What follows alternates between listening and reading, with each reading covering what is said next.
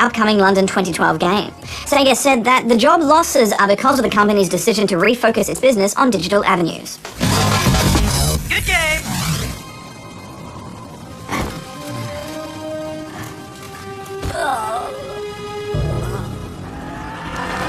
Kingdoms of Amalur is a fantasy RPG set in the Feylands. It's got a bit of a twist on the RPG formula. In fact, you start the game dead.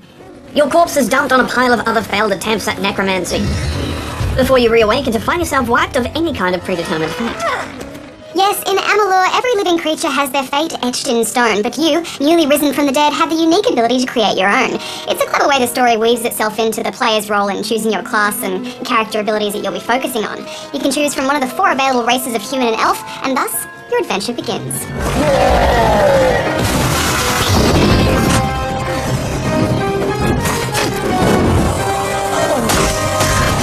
As you try to make sense of this mysterious well of souls that has apparently brought you back to life, and the sinister Tuatha who are encroaching on the Feylands, you attempt to fight your way out into the open, and make immediate use of magical weapons and natural abilities you have at your disposal. My first impressions of this game was that the art and design was a little bit cartoony. I mean, it was almost Blizzard-like with its bright colours and big oversized weapons, and I have to say, graphically, I wasn't that impressed.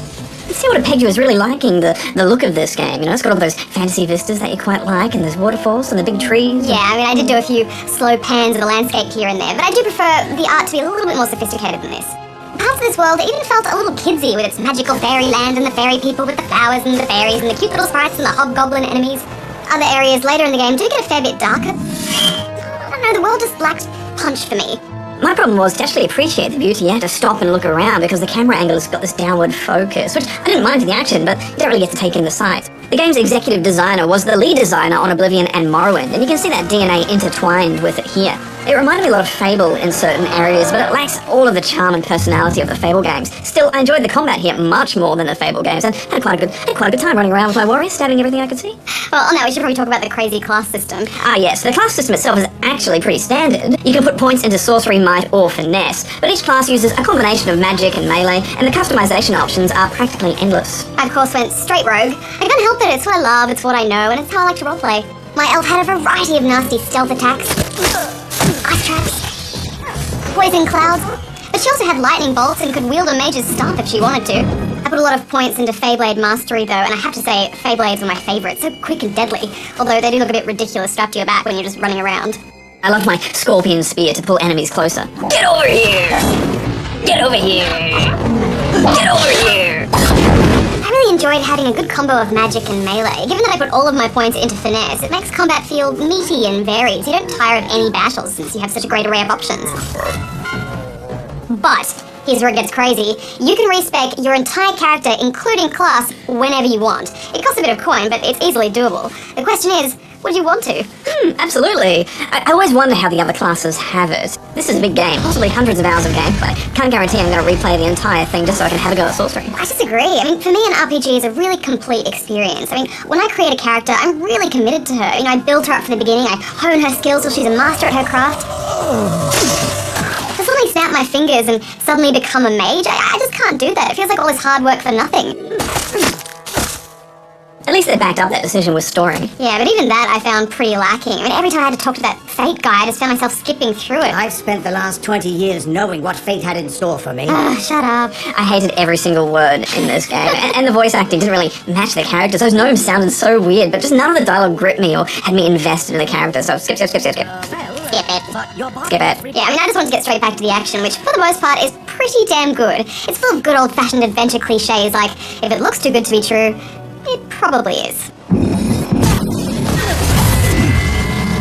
Enemies vary throughout Amalur, and in MMO-like fashion are often grouped with a handful of easier enemies and one heavy hitter. Often they rely on stringing together combos that constantly knock you back and will wipe you out quickly if you don't manage to time a string of hits in first. But you also have a fate meter, which allows you to enter reckoning mode, which will help you in a bind by allowing you to obliterate everything in sight and perform a devastating takedown.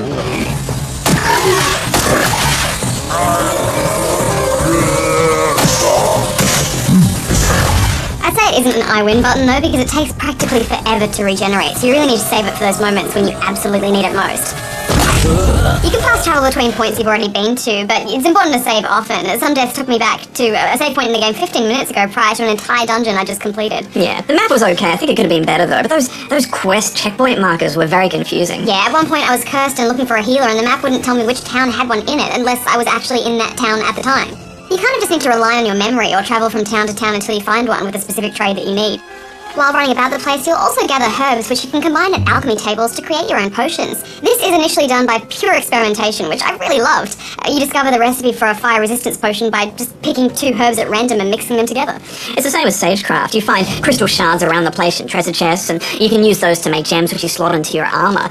There were so many loot texts, I just kept finding armor everywhere, which is good because you use those as salvage for the blacksmithing, and I love blacksmithing. I could blacksmith for days. Really? I mean, I got some great weapons, that's for sure. Like I said, Feyblades were insanely awesome to use, but I found things severely lacking on the armor side. I was just running around in the same crummy leathers for hours because, I'd modded them with gems and couldn't find anything better. Yeah, I think you can play this game a few different ways. I think it's a real strength of the game, actually, because I was swapping my gear out all the time because I had lots of points in Detect Hidden, so I was just finding loot under rocks and trees and everywhere. So much of Amalur feels empty to me, it just doesn't feel inhabited. Even the hub areas are sparse. And it annoyed me to no end that when running from place to place, you couldn't fall or jump off ledges unless there was a specific allocated jump point.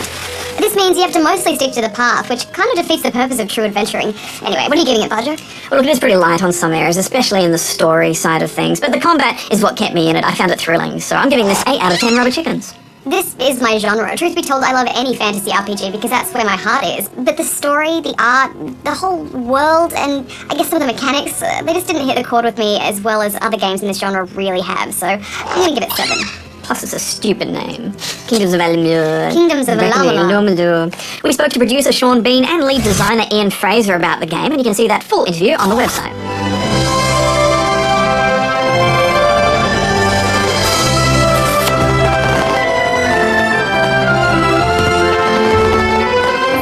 Load Runner for the Commodore 64. Yeah, it was the first time that I got to make levels in a game. I made these completely obtuse levels that only I, having made it myself, could do. I would actually just kind of spam bricks and bars and bad guys, and then I would play as fast as I could through it, and when I got to an impossible point, I knew it was impossible because I was that good. And so I just removed the brick and then keep going until I had this level that only I could beat.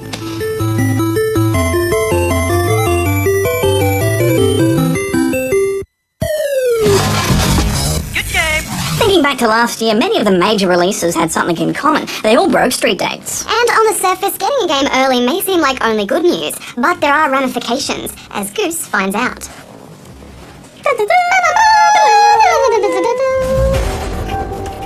The wait for a new release can sometimes feel unbearable. For months you've been drip-fed sneaky screenshots and trailers, all the while counting down to that ever-important release date. So when a game does break street date and appears on store shelves early, the last thing many Aussie gamers are thinking when they're excited to get their hands on a new copy are some of the long-term effects it could have on the industry. The whole process begins when a release date is set early on in a game's development process. Once the developers finish building the game, they send a finished version to their distributors, who arrange copies to be made, organise shipping, and generate hype through marketing and publicity. The last stage is when stores receive copies a few days before release. They're then trusted to sell on a specific date. It's when some retailers decide to sell before this date, which is causing the controversy. This is a particular issue for gaming. If you think back to the Harry Potter releases, the hype around some of these books, it was very rare that you heard of a store that actually would be brave enough to do that, but we don't see that here in the gaming industry. Street dates exist to even the playing field, and they're an important part of the distribution machine that surrounds a massive release. We're at the rendezvous, but no sign of the package. You kind of shoot yourself in the foot when you buy it in advance because you don't get that sort of excitement of the first day and some events that we might have had and stuff. It's even more fun if they waited because they'd get more out of it, out of the launch of the game. Some of last year's biggest titles like Battlefield 3 and Arkham City found their way into the hands of gamers before they officially went on sale. What are you waiting for? There was some confusion around Arkham City. The Catwoman DLC hadn't been activated worldwide because we hadn't hit the global street date. We're having a lot of complaints and a lot of issues with customers calling us saying my code isn't working for Catwoman when in reality it actually hadn't been activated. I'm kind of disappointed. Strict guidelines and warnings are given to stores when they first receive shipments from the distributors, but anything from an unaware staff member to a really persistent customer can cause a game to slip out early. And once this happens, other stores are forced to follow or potentially face huge losses. Expensive events like midnight openings and press events are now pretty much ruined. Retailers will do anything that they can to be first to market. So I don't think there's anything wrong with if the product's going to be allowed to be sold, say, on a particular date, and that means 1 minute past midnight you can start selling it. There's nothing wrong with that retailer opening their doors and selling it.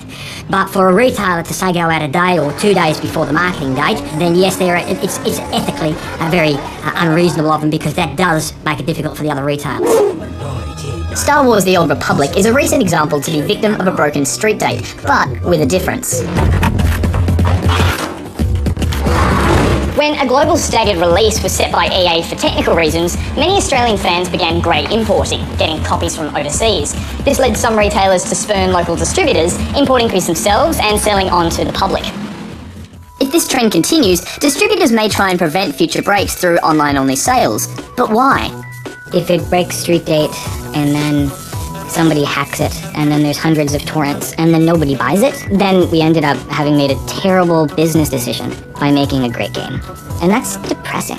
I want to care about making great games, and then I want people to spend money on great games so that we have money to make the next great game. That's what the cycle should be. All this could eventually affect you and I. Stores may no longer accept pre-orders, they may stock lower quantities, or not receive copies of the game right up until the very day of release. Australia is a big country, and there are logistics in moving shipment and products around. So that could mean that customers may not have it on the actual release date if you live in Alice Springs and it doesn't get there in time. When you're a market the size of this country, probably anywhere from 3 to 5% of the global market, it is insignificant in comparison to some of the big European or US markets. And if this becomes the norm, and the Skyrims and the Battlefields and the Arkham Cities continually break street dates, then what we're risking is a delay put on Australian releases across the board. That's something we don't want, it's something consumers and retailers don't want. But that is the path that we're going down. Good game. Something wrong with this droid. Really? Help me through this flashpoint, guys. You're my only hope. Alright, well, I think that's about enough of that. MMOs come and go free to play. They're a tough space to develop in, but if there's one universe that'll pique the interest of even the most burnt-out MMO, it's Star Wars. BioWare and LucasArts have joined forces to bring us the Old Republic.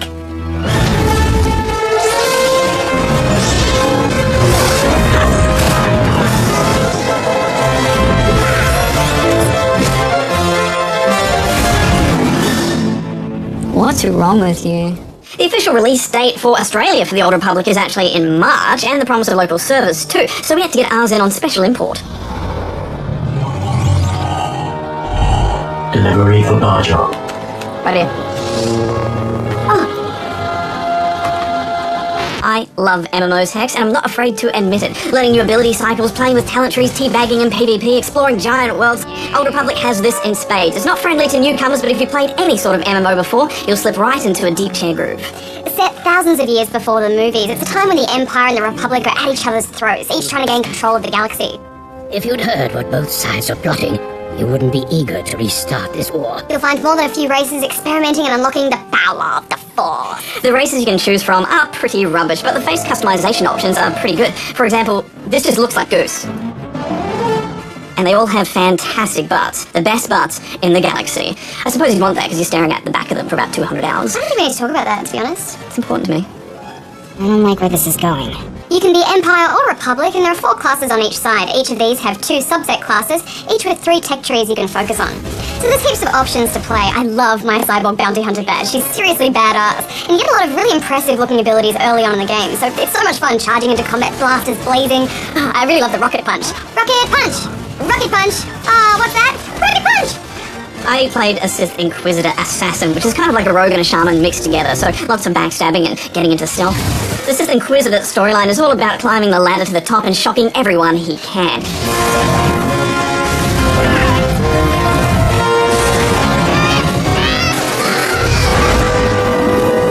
Look, lay off the lightning this time, okay? It's so much fun. There's your lightsaber, now go, please! Here's something to remember me by. If there's a shock or a flirt dialogue option, Hex, I don't even read the other 2. Teach me to ever trust a Sith. They all lie through their teeth. The classes It's respectfully embraced characters from both the films and universe. The Han Solo-inspired smuggler and the Imperial agent both use a cover system, which is a bit fiddly but quite fun to use, and it just feels like something Han would do. And there's no auto-attack either, so it gets quite frantic, especially in PvP. You know, I thought I'd get jealous of your badge with that lightsaber, but then I discovered I had a flamethrower. Amazing. And the good thing is, every single class has their own storyline. So there's 8 individually crafted storylines. So we won't talk about them too much because they have spoilers. Spoilers in an MMO? Well, I never. I never killed a, what is he again, Mako? Trandoshan. Rhymes with dead meat. And on top of that, both the Empire and Republic have a unique set of quests on either side. So there's a huge amount of content. You know, I get excited about going back to this game because I feel like my character has a personality and I'm excited to be her again. It's time we cut the head off this serpent. I loved knowing why I was doing what I was doing. Even for the simplest of quests, it made all the difference, and I watched every single cutscene in full. It makes such a difference, doesn't it? I mean, I have actual motivation for what I'm doing, and quite often there's a number of different choices within the quest with who I can choose to side with or help as a result. Shame about the actual quests, though. They're about as interesting as the most boring quests in Old WoW. Let's check this bottle for surveillance. Watch my back. Check this bottle for surveillance. Search this bottle for some surveillance.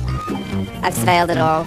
Yawn. Yeah, but the story makes up for it, Budge. I mean, the dialogue options you make are the interesting part, and when you're thrown a light side or a dark side choice as well, it gets even more engaging. I mean, I felt like I had the opportunity to roleplay my character exactly with the personality that I imagined her having. Please, don't kill me. I can't stand to see a grown Imperial cry. I love all that, but the light side dark side mechanic is broken because you absolutely have to go 100% dark side or 100% light side with all your choices, or you might not be able to use some of the really good gear in the game. Yeah, it is pretty punishing for fence sitters, but in the end it was more important to me to roleplay my character how I wanted than to get light or dark side gear. It's all about the gear, Hex. It's not all about the gear. And in a universe where so much of the lore is so heavily based around a light and a dark side of the Force, is there room for fence sitters? I say not. Words are unnecessary when the Force is with you. Yeah, well, believe it.